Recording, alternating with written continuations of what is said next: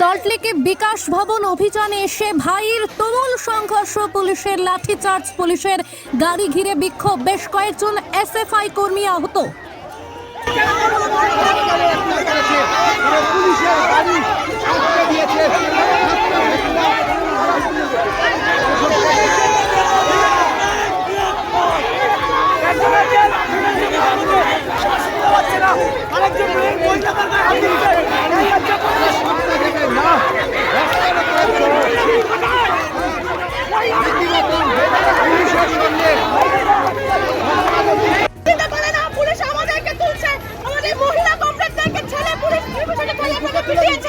আমাদের হাত থেকে রক্ত পড়ছে, গলা দিয়ে রক্ত পড়ছে।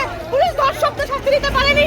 এই রাজ্যের শিক্ষা ব্যবস্থার এই বেহাল অবস্থা, পুলিশ আমাদের আটক করে নিয়ে যাচ্ছে, রাজ্যের ছাত্রছাত্রীদের আটক করে নিয়ে যাচ্ছে। আমরা শিক্ষার জন্য